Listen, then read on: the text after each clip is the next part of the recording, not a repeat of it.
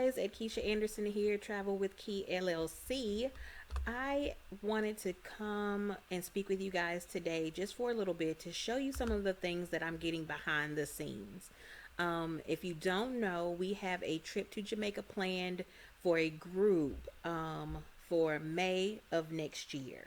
I wanted to wait until we got this COVID-19 stuff out of the way and to see what protocols were going to look like as we move past COVID-19. So, this is some of the stuff that we've been getting from Jamaica as far as their protocols that they're setting in place. And I wanted to share that with you because I want you guys to know that I am making sure that we are going to be safe.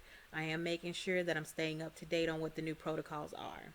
So, this is some of the do's and don'ts of going to Jamaica. This came from our Jamaica Tourism Board just today when we did our training on the new protocols.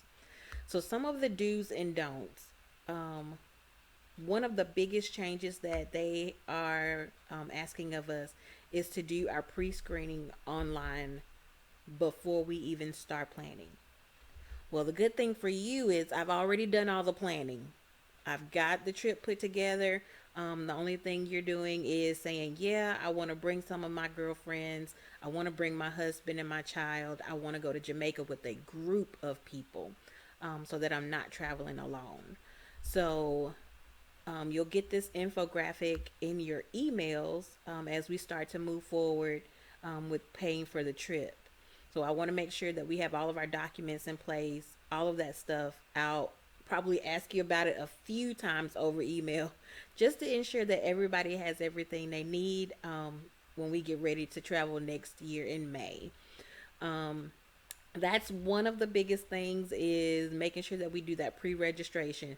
Don't worry, you don't have to remember anything because I'm going to remind you a number of times to make sure that it's done.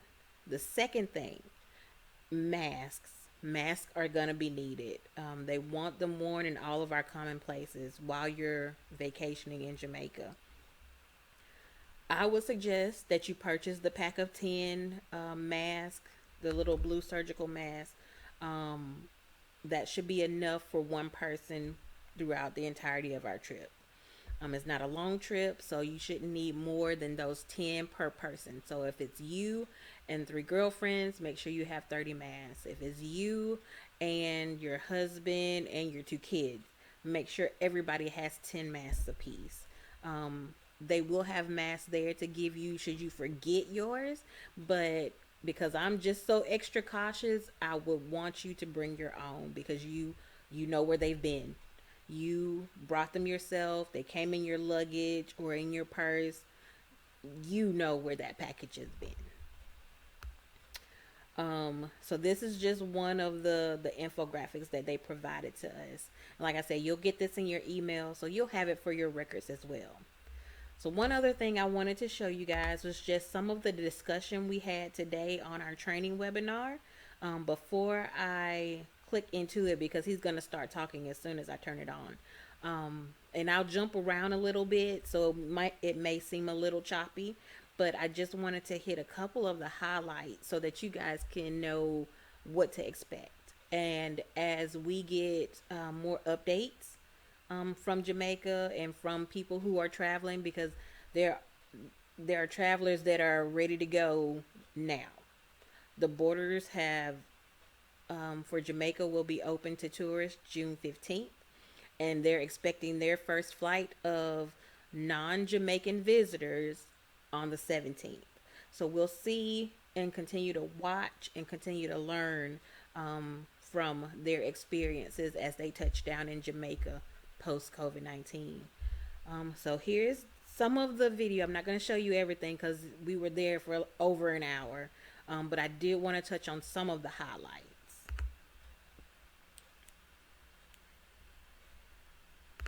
Continue to do what we love to do, which is to let their businesses as well as activities properly, so that as our visitors traverse the different areas of the destination, when we're fully opened, obviously, they will be able to be guided properly in terms of what to do, when to do it, how to do it, and how to get information and how to get assistance. Technology enablement is an area that we feel was very important as well to be focused on, as we do along what we call a very simple six steps to having a great experience in Jamaica. So it starts from planning your trip, where one of the first things your clients will be required to do after booking their trip is to get their pre-authorization for landing in Jamaica, which has to be done via visitjamaica.com, which is the platform that Mr. Sabadia will take you through as soon as he joins us.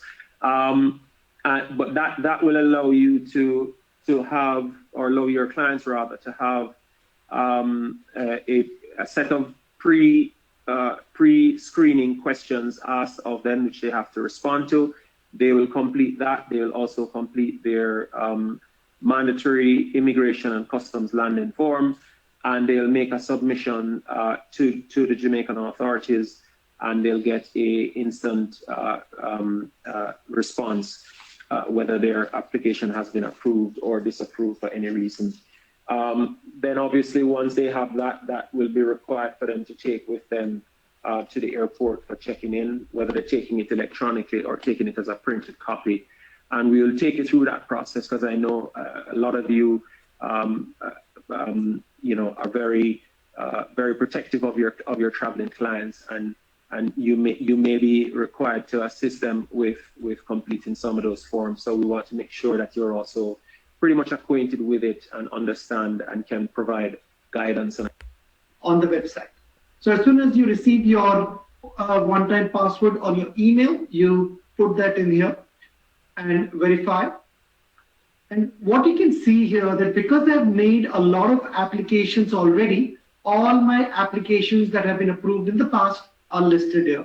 Bear in mind, the application is applicable for one visit only. So if you come to Jamaica on a travel authorization, and if you leave and you want to come back again, you would need to reapply and have a new application for yourself. So because this is a test platform, I've been testing it myself for the last couple of days, going back and forth to check if everything is working. So you can see there are several applications on my name already, but these are all past applications. So I can choose to log out from here, or I can add a new application going forward. So it's a very simple step-to-step platform for getting your travel authorization. You have a choice here whether you are. So this is one thing that I really liked, was that they made it so that I could assist you with this process should I need to. But it is very simple to go through it. But as your travel agent and someone you've hired to help you travel, I am here to help you do this. Doing it for yourself, or are you doing it for someone else? If I choose that I'm doing this application for someone else, it asks me, are you doing it for someone else who's a minor, someone who is disabled, or other reasons that you can actually type in your reason at the bottom as well. But let's say if it's a minor, then you're asked, what is your relationship with the minor? Your last name, first name, middle name if you have one, your address, and phone number. The reason why we ask these questions about you as an applicant on behalf of a minor or a disabled, because there is a consent behind this, and we need to know who is consenting on behalf of this minor or this disabled. So if I go back to yourself again, so let's see, we are applying it. I'm applying for myself. I'm going to put my name. Let me actually use a different name so it appears on this. So I'm going to say it is test last name, test first name, and then my intended date of travel. Now bear in mind what director was saying is that if you choose your intended travel day more than 3 days, what it would do, the system, and I'm going to do it once for you to see, it's going to submit it and it's going to say to you immediately that you must complete this within 72 hours of your arrival date, and you will receive an email reminder on your email reminding you to complete your registration at the appropriate time. So what Okay, so um, the initial registration, because ours is so far out, it will give us this message right now. This is only to help us make sure that we're doing the registration before we travel. So this is a good reminder for us. And it'll help me kind of keep on track of who needs to do what, what's been completed, what hasn't. the system will do, if you put that your intended date is 7 days later, as soon as you hit day 3, it will send you a reminder Mm-hmm. to come in and make your application. Day 2, if you've still not received your application, will send you another reminder. And if you've still not done it on day 1 of your travel or on the day of your travel, will send you another reminder. So there are 3 reminders back to back if you have not done your application once you have registered that you're going to travel on that day. And in Jamaica, to reduce the time at the airport. So you will see immediately you have your consent, and you also can print directly from here and print it out, or the airline would actually see your travel authorization on paper, or you can present them on your phone also. Bear in mind there is a mobile view for for mobile phones. We've also created a mobile web view, so you can do an entire application through your mobile phone's web browser. We've also built the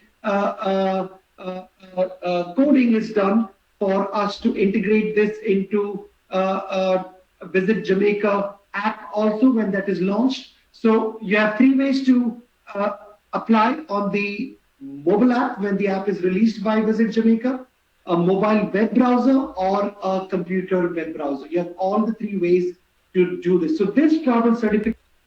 So as we get closer to the date, we get all these travel authorizations completed. Everybody gets their approval back, um, which no one honestly should get denied.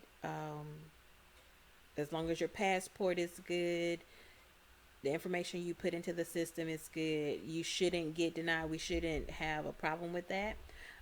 But when we get these travel authorizations forms, I want you guys to read them very, very closely. As you can see, there's a section down here called Testing for COVID-19.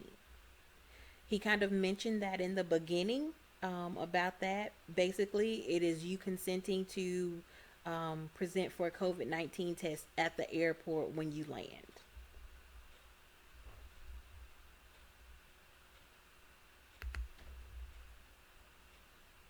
Application ID and passport number, request the change, and it will be at that point up to Ministry of Health to review manually. And the setup on the back end is such that even if an application is denied, it can be, they have a manual override on the back end and still go ahead and approve that process. Perhaps there might be a phone interview with that person trying to understand why they made the mistake or if it is a mistake, but that would be at the discretion of the Ministry of Health at that point. Okay, well, that is it for this video. I will have an update as we get more information. Like I said, the first non-Jamaican tourists will be there on the 17th. American Airlines is their first flights coming in after the borders reopen on Monday. And I'm excited about this. So I'm hoping that everything goes smoothly. But of course, you know, we're all new to this. We're all playing this by ear. And we're trying to do the best we can to make sure that everyone is safe and that everyone can enjoy their vacations. So I'll keep you guys updated as we go along. So please don't be nervous, don't be scared, don't be worried, which I know is human nature, but know that you have a layer of protection in me. And I will do everything in my power to make sure that I stay up to date so that I can make sure that you're up to date and you know what's going on. Okay, so that's it for tonight. I hope you enjoyed this video. And I can't wait to travel with you guys next month. I mean, in next year in May, so that we can enjoy Jamaica and learn about our some of our ancestral history. Until then, travel with Key. Please let me know if you have any questions or anything. Leave a comment down below, and make sure you're following us on all of our social media platforms: Facebook, Instagram, and YouTube. And like I said, any questions, please don't hesitate to ask.